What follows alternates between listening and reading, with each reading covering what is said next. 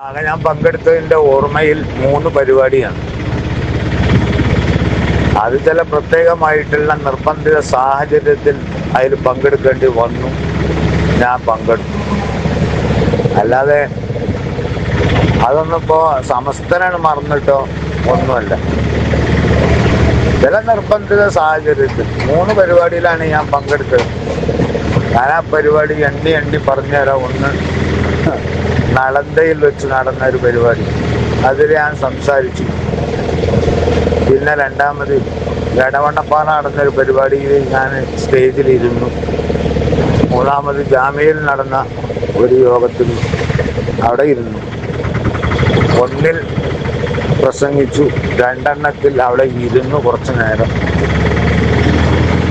അതൊക്കെ ചില പ്രത്യേകമായ സാഹചര്യം, ചില നിർബന്ധിത സാഹചര്യത്തിൽ അങ്ങനെയൊക്കെ ആവേണ്ടി വന്നു. അല്ലാതെ സമസ്ത ഒഴിവാക്കിക്കൊണ്ടോ സമസ്തനെ ഇതാക്കിയിട്ടൊന്നും നമ്മൾ ഒരിക്കലും പ്രവർത്തിക്കൂല, ഞാൻ ചെയ്യൂല. എന്തായാലും നമുക്കൊക്കെ മരിച്ചു പോകണം. അതുകൊണ്ട് ഞാൻ പരസ്യമായിക്കൊണ്ടുള്ള മാപ്പാണത്. അത് ഞാൻ എല്ലാവർക്കും ഫോർവേഡ് ചെയ്യാൻ വേണ്ടി അയച്ചു കൊടുത്ത ആൾക്കാരോടും പറഞ്ഞുകൊള്ളു. അന്നും സമസ്തയാണ്, ഇന്നും സമസ്തയാണ്, എന്നും സമസ്തയാണ്. സമസ്തൻ്റെ കൂടെ ഞാൻ ഉണ്ടാവും.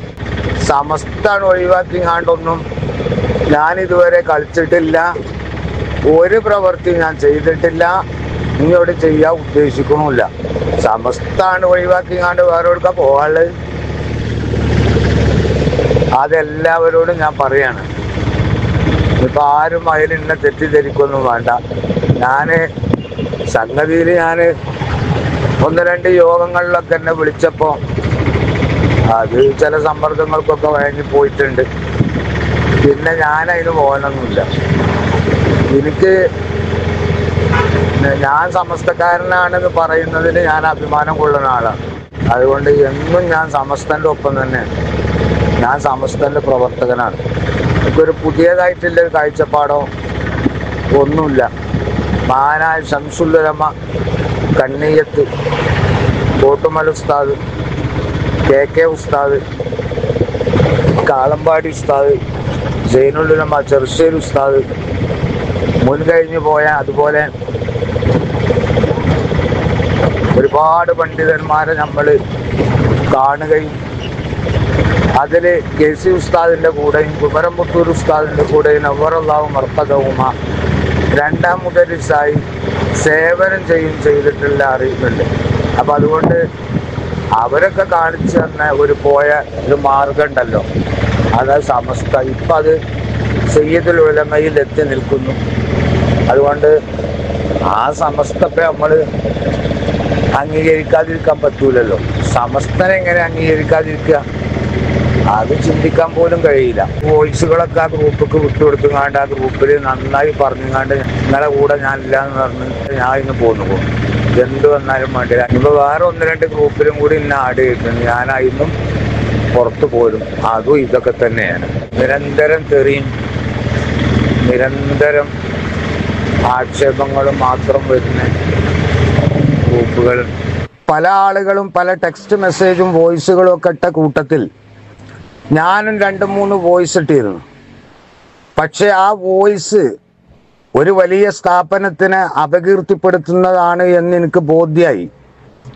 അതുകൊണ്ട് ഞാൻ ജലാലിയ സ്ഥാപനത്തിൽ കുറച്ച് ജോലി ചെയ്തിരുന്നു. അവിടുത്തെ ഭക്ഷണം, അവിടുത്തെ ശമ്പളവും തിന്ന ആളാണ് ഞാൻ. മാത്രവുമല്ല, കേരളത്തിൽ ബഹുമാനപ്പെട്ട സയ്യിദുൽ ഉലമ ജിഫ്രി മുത്തുക്കോയ തങ്ങൾ, അള്ളാഹു ദീർഘായുസ് പ്രദാനം ചെയ്യട്ടെ, മഹാനവറുകൾ എന്നെ കോളേജിലേക്ക് ക്ഷണിച്ച് ആദ്യമായിട്ട് എനിക്കൊരു കോളേജ് തന്നതും മഹാനായ സയ്യിദുൽ ഉലമയാണ്. ആ ബന്ധവും പണ്ടേ സയ്യിദുൽ ഉലമയുമായിട്ടുള്ള ആ ബന്ധം വെച്ച് പുലർത്തുന്നവനാണ് ഞാൻ. പക്ഷെ ഇപ്പം എൻ്റെ വോയിസുകൾ സയ്യിദുൽ ഉലമക്കും മഹാനായിട്ടുള്ള ഗഫൂർ ദാരിമിക്കും അവിടുത്തെ ഉസ്താദുമാർക്കും ഞാൻ അവിടെയുള്ള കുട്ടികൾക്കും അതിലുപരി ബഹുമാനപ്പെട്ട മാനേജ്മെന്റ് ഭാരവാഹികൾക്കും ഒക്കെ വലിയ ക്ഷീണുണ്ടാക്കിയിട്ടുണ്ടെന്ന് എനിക്ക് ബോധ്യമാണ്. അതുകൊണ്ട് അള്ളാനെ വിചാരിച്ച് ഞാനതിൽ മാപ്പ് ചോദിക്കുകയാണ്. അതിലൊരു ചർച്ച വന്നപ്പോൾ എന്താ പറയാ, ഗ്രൂപ്പീസും തലക്ക് കയറിങ്ങാണ്ട് എന്ന് ഞാൻ പറയാം. ഞാനിനി ഇത്തരം കാര്യത്തിലൊന്നും ഇടപെടുന്ന ആളല്ല. ഞാൻ സമസ്ത കേരള ജമിയത്തുൽ ഉലമാന്റെ കൂടെ നിൽക്കുന്ന ആളാണ്. ഞാൻ സമസ്ത കേരള ജമിയത്തുൽ ഉലമാന്റെ കൂടെ അന്നും ഇന്നും 89-ലൊക്കെ അങ്ങനെ തന്നെ പ്രവർത്തിക്കുന്ന ആളാണ്. എല്ലാ സമസ്തന്റെ പ്രവർത്തകരോടും ഞാൻ പറയുന്നത്, എൻ്റെ ആ വോയിസ് അബദ്ധമായി പോയി, തെറ്റായി പോയി, അതെല്ലാവരും എനിക്ക് പുറത്തു തരണം എന്ന് മാത്രമാണ് എനിക്ക് അപേക്ഷിക്കാനുള്ളത്. നമ്മളൊക്കെ ഭാഷയിൽ പറഞ്ഞ ഒരു ഊക്കിലാണ് പറഞ്ഞു പോയി. പക്ഷെ അത് പറയാൻ പാടില്ലാത്തതാണ്, വലിയ തെറ്റാണ് ഞാൻ ആ ചെയ്തത് എന്ന ഉത്തമ ബോധ്യം എനിക്കുണ്ട്. അതുകൊണ്ട് ഒന്നുകൂടി ഞാൻ ആവശ്യപ്പെടുന്നു, ബഹുമാനപ്പെട്ട ജലാലിയക്കോ ജലാലിയയിലെ ഉസ്താദുമാർക്കോ കുട്ടികൾക്കോ ഭാരവാഹികൾക്കോ എൻ്റെ വോയിസ് കൊണ്ട് യാതൊരു വിധത്തിലുള്ള പ്രയാസം ഉണ്ടാവില്ല. ജലാലിയന്റെ ഒരു പ്രചാരകനാണ് ഞാൻ, അതിനു വേണ്ടി ഞാൻ പ്രവർത്തിക്കും. ആവശ്യം ഉണ്ടായിട്ടല്ല, ഞാനത് മനസ്സുകൊണ്ടാണ് ഈ പറയുന്നത്.